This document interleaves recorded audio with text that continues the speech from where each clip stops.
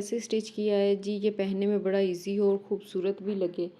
तो चलिए अब हम चलते हैं इसकी कंप्लीट डिटेल की तरफ, हमने कटिंग कैसे की। इसकी डिटेल जो है मैंने सारी यहाँ पे लिख के रखी हुई है।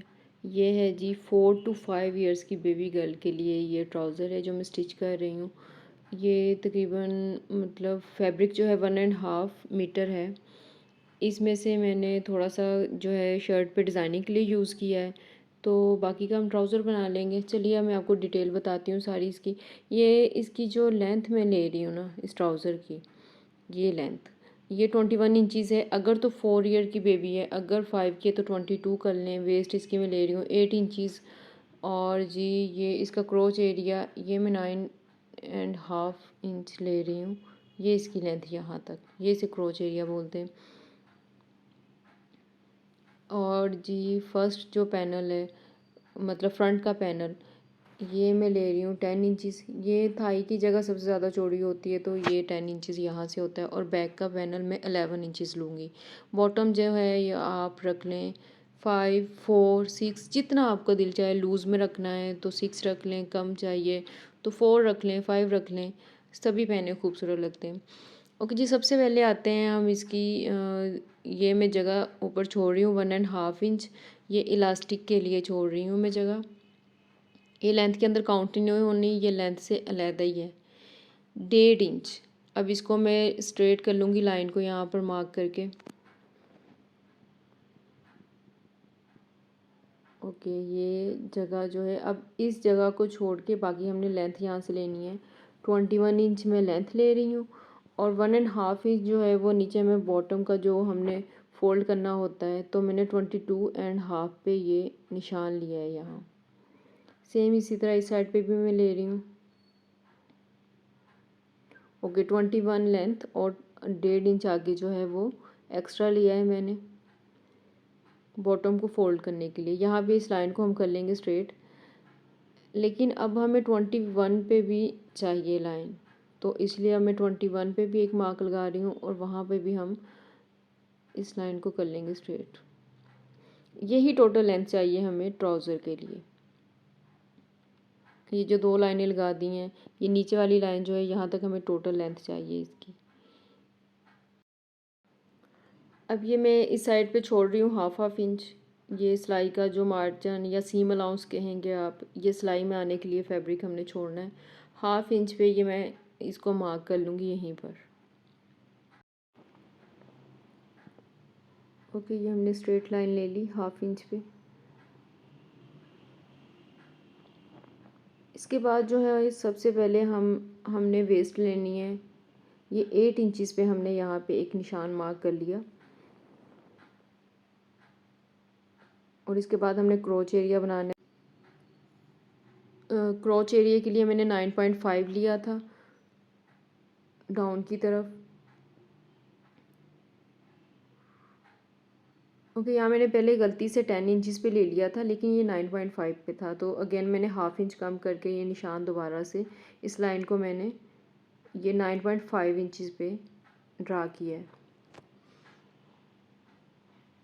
और थाई का जो था या फर्स्ट का पैनल जो था वो मैं 10 इंचज़ पे ले रही थी, ये हम 10 इंचज़ पे इसे मार्क कर लेंगे।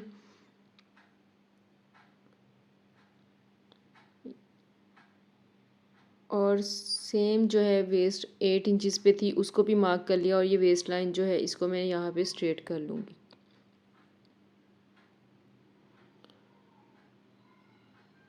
और अब हमने इसे देनी है शेप। ये फ्री हैंड आपने शेप दे लेनी है।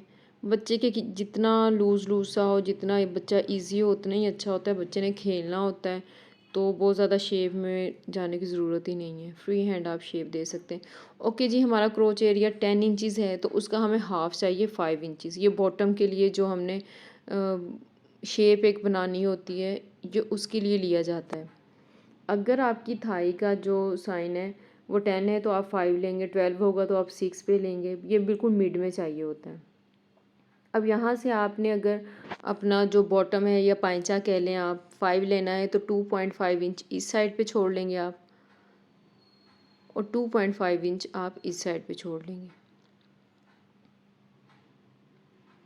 ये हमारा बॉटम मार्क हो गया है। अब यहाँ से इस लाइन को मैं कर लूँगी स्ट्रेट। इस लाइन इधर शेप देने की ज़रूरत नहीं होती। और 1/2 इंच का मार्जिन जो ऊपर से आ रहा था आपने यहाँ पे भी रखना है। ये देखिए, मैं थोड़ा सा लाइन से हट के परे करके लाइन लगा रही हूँ क्योंकि 1/2 इंच का मार्जिन मुझे चाहिए।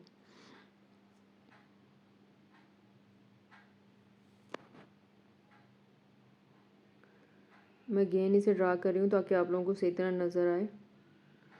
अब यहाँ से भी फ्री हैंड आपने शेप दे लेनी है नीचे तक।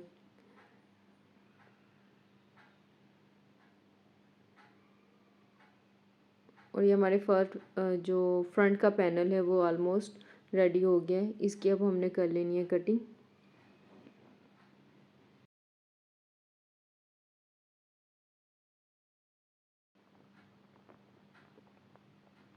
ये हमने निशान के साथ साथ जो ये बॉटम जो हमने नीचे एक्स्ट्रा फैब्रिक लिया था फ़ोल्ड करने के लिए वहाँ तक कटिंग करनी है। ये मैं यहीं पे फ़ोल्ड कर रही हूँ ताकि साथ ही सही कटिंग हो जाए जब हमने फ़ोल्ड करना हो। और यहाँ भी थोड़ा थोड़ा सिलाई में देने के लिए छोड़ के बाकी हमने कटिंग कर देनी है। और ये सेम जिस जगह पे हमने ड्रा किया है वहीं पे हमने यहाँ से कटिंग कर देनी है।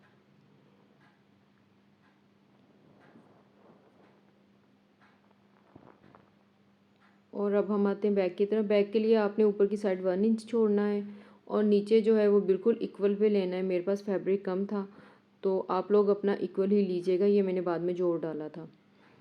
ओके, बैक का पैनल अब हमारा 11 इंचज़ पे था, मतलब उसका जो थाई का था। तो अब हम यहाँ 1 इंच यहाँ से बढ़ा देंगे और इधर भी हम 1 इंच बढ़ा देंगे आगे। अब ये जो वेस्ट लाइन का हमने मार्क लिया है इसको हम यहाँ पे स्ट्रेट कर लेंगे।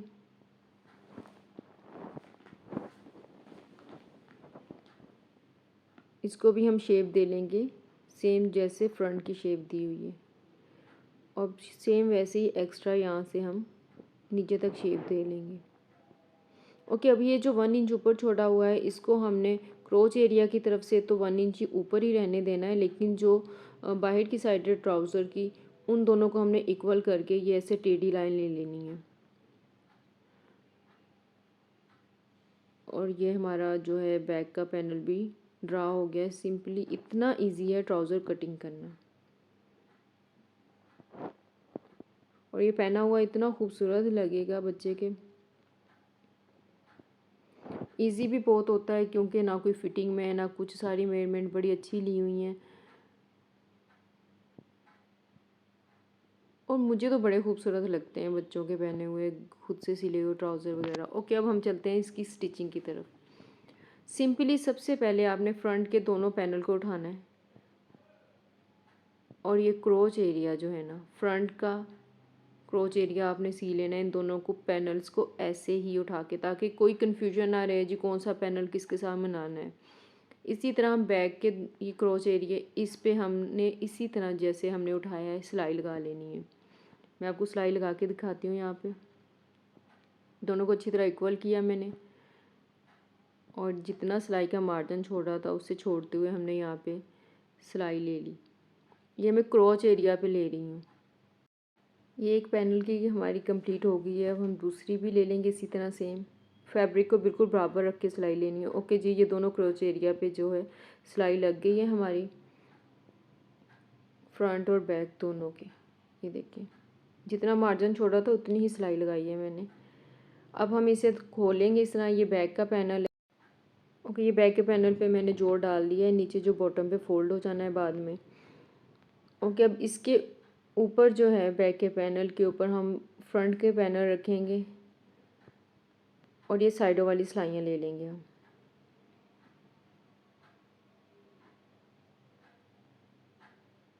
दोनों साइडों पे सिलाई। चलिए मैं लेके दिखाती हूँ सिलाई। ये आपने पैनल को दोनों को बिल्कुल इक्वल रखना है और दोनों को अच्छी तरह सेट करके आपने सिलाई ले लेनी है।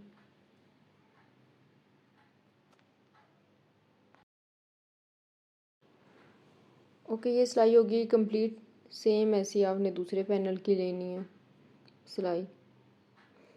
अब हम आते हैं इलास्टिक की तरफ। इलास्टिक लगाना मैं यहाँ बता नहीं रही क्योंकि मैंने एक अलग से डिटेल वीडियो दी हुई है इसके ऊपर। तो आप लोगों ने अगर इलास्टिक लगाने के लिए कोई इशू हो रहा है या नहीं समझ आ रही तो आप वो डिटेल में वीडियो देखेंगे, आपको सब समझ आ जाएगी। और अब हम चलते हैं इसके बॉटम की तरफ। ये तकरीबन मैंने 1 सेंटीमीटर जो फैब्रिक है फ़ोल्ड कर लिया है यहाँ पे बॉटम के लिए। और अब हम लेंगे बॉटम की सिलाई। इसे मैं आपको रॉन्ग साइड से दिखाती हूँ जिधर सिलाई लगनी है। ओके, अब हम यहाँ पे सिलाई लेंगे। सिलाई शुरू करने से पहले मैं आपको एक बात बता दूँ, सिलाई जो मैंने यहाँ लगानी है वो इस पॉइंट तक लगानी है, क्योंकि बाद में ये फैब्रिक ऐसे फ़ोल्ड होके इसकी होनी है तरपाई।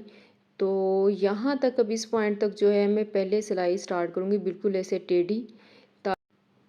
उसके बाद नॉर्मली जो है मैं स्ट्रेट यहाँ से जैसे हम सिलाई लेते ले लेंगे। ये टेढ़ी सिलाई इसलिए ले रही हूँ कि जब हम फोल्ड करके तरपाई करेंगे तो कोई फैब्रिक अंदर कम रहे या कुछ, तो वो फ्रंट पे झोल आता है। तो झोल को बचाने के लिए हमेशा ट्राउज़र पे जो है सिलाई ऐसे ही लगती है, यूँ टेढ़ी करके असल पॉइंट पे आके उसके बाद आप नॉर्मल सिलाई लेते हैं। ओके, मैं अभी आपको लेके दिखाती हूँ ये सिलाई। मैंने अच्छी तरह ट्राउज़र को किया है सेट। और अब ये देखें, ये बिल्कुल एज पे रख के मैंने यहाँ से स्टार्ट करनी है, टेढ़ा पाँव लेके आई और अब मैंने इसे बिल्कुल सीधा किया। और अब हम नॉर्मल जैसे सिलाई लेते हैं, जितना मार्जिन छोड़ना है आपने छोड़ के उसे सेट करके आपने ये सिलाई दूसरे बॉटम तक ले जानी है।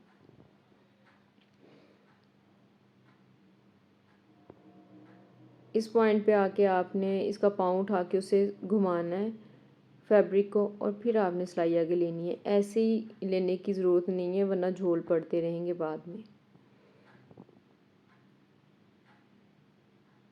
ये हो गई हमारी सिलाई कंप्लीट। मत और इस पॉइंट पे आके फिर मैं टेढ़ी सिलाई ले रही हूँ। ओके जी, सिलाई कंप्लीट हो गई। अब सिंपली हमने इसे फ़ोल्ड करके यहाँ पे प्रेस लगा लेनी है और प्रेस लगा के हमने करनी है इसकी तरपाई। ओके, ये मैंने फ़ोल्ड करके प्रेस लगा ली है, ये देखें। और अब हम तरपाई करेंगे यहाँ पर।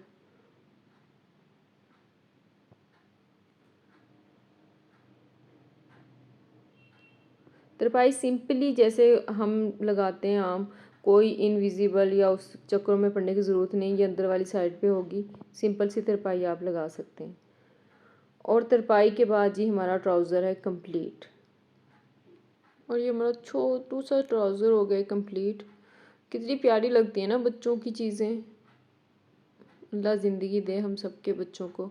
ओके जी, ये प्यारा सा क्यूट सा हमारा छोटा सा ट्राउज़र कंप्लीट हो गया है। आप लोग भी ट्राई कीजिएगा ज़रूर अपनी बेटी को, या आपकी भांजी, आपकी भतीजी जो भी हो ट्राई करवाइएगा और मुझे बताइएगा कि कैसा लगा।